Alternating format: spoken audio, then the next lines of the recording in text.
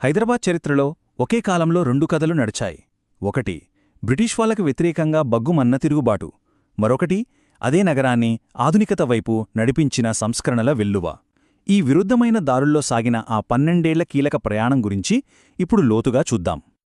ఆలోచించండి, ఒకే నగరంలో ఒకే సమయంలో ఒకవైపు స్వేచ్ఛ కోసం విప్లవం రగులుతోంది, మరోవైపు అభివృద్ధి పనులు పరుగులు పెడుతున్నాయి. అసలిదెలా సాధ్యం? ఈ రెండింటి మధ్య హైదరాబాద్ ఎలా బ్యాలెన్స్ చేసుకుంది? ఈ ప్రశ్నకు సమాధానం వెతకడమే మన ఈ ప్రయాణం. సరే, మన ఈ అన్వేషణను 4 భాగాలుగా చూద్దాం. ముందుగా 1857లో బ్రిటిష్ రెసిడెన్సీపై జరిగిన ఆ భయంకరమైన దాడి గురించి తెలుసుకుందాం. ఆ తర్వాత ఆ తిరుగుబాటులో పాల్గొన్నవాళ్లకి ఏమైంది, బ్రిటిష్ వాళ్లకి సాయం చేసిన వాళ్లకి ఏం దట్టిందో చూద్దాం. మూడో భాగంగా ఆ తిరుగుబాటు జరుగుతున్నప్పుడే సమాంతరంగా సాగిన సంస్కరణల గురించి మాట్లాడుకుందాం. ఇక చివరగా ఈ పోరాటం, ఈ ప్రగతి మనకు ఎలాంటి వారసత్వాన్ని ఇచ్చాయో చర్చిద్దాం. సరే, మొదలుపెడదాం. టైం ట్రావెల్ చేసి వెనక్కి వెళ్దాం. 1857కి బ్రిటిష్ అధికారానికి కేంద్రంగా ఉన్న రెసిడెన్సీ మీద దాడి జరిగినప్పుడు హైదరాబాద్ వీధులు ఎలా దద్దరిల్లిపోయాయో చూద్దాం. అసలు ఏం జరిగిందంటే, ఈ దాడికి ప్లాన్ అంతా సుల్తాన్ బజార్లో రెడీ అయింది. తుర్రేబాజ్ ఖాన్ అక్కడి వ్యాపారుల ఇళ్లనే తన స్థావరంగా మార్చుకున్నాడు. పక్కా ప్లాన్తో రోహిల్లా, అరబ్ సైనికులు ఒక్కసారిగా రెసిడెన్సీ మీద విరుచుకుపడ్డారు. కాని అక్కడ కర్నల్ డేవిడ్సన్ నేతృత్వంలోని బ్రిటిష్ సైన్యం చాలా బలంగా ఎదుర్కొంది. ఆ భీకర పోరాటంలో దాడి విఫలమైనా మన నాయకులు తుర్రేబాజ్ ఖాన్, మౌల్వీ అల్లావుద్దీన్ మాత్రం చాకచక్యంగా తప్పించుకోగలిగారు. మరి ఈ తిరుగుబాటు వెనక ఉన్న హీరోలెవరు? 2 ముఖ్యమైన వ్యక్తులున్నారు. ఒకరు తన ధైర్యానికి మారుపేరైన తుర్రేబాజ్ ఖాన్, హైదరాబాద్ గడ్డమీదే బేగం బజార్లో పుట్టిన వీరుడు.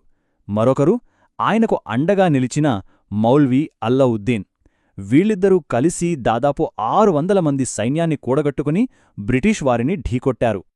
ఇక ఇక్కడ్నుంచే కథ రెండుగా చీలిపోతోంది. ఒకే సంఘటన, కాని బ్రిటిష్ వాళ్లను ఎదిరించిన వారికి, వారితో చేతులు కలిపిన వారికి ఎదురైన ఫలితాలు మాత్రం పూర్తిగా వేరు. ఆ తేడా ఏంటో ఇప్పుడు చూద్దాం.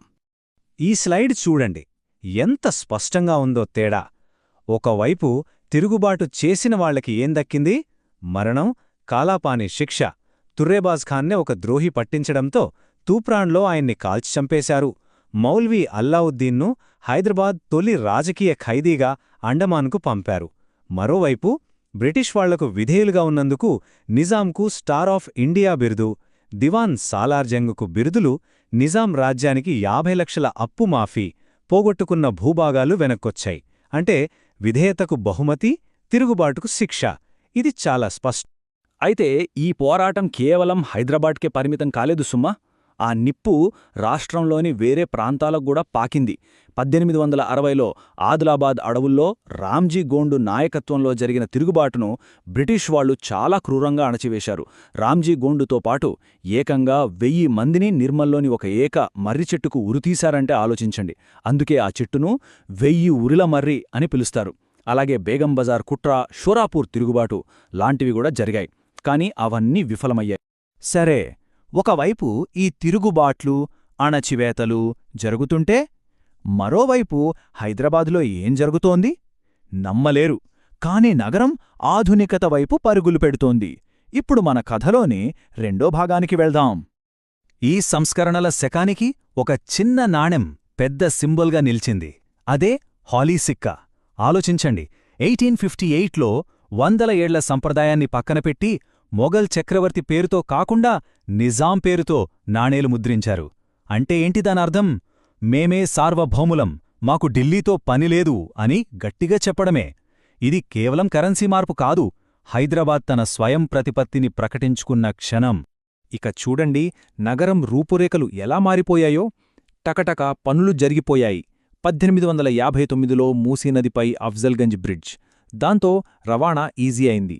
1862లో చదువుకు, కమ్యూనికేషన్కి పునాదులు పడ్డాయి. మహబూబియా స్కూల్, పోస్టాఫీసులు మొదలయ్యాయి.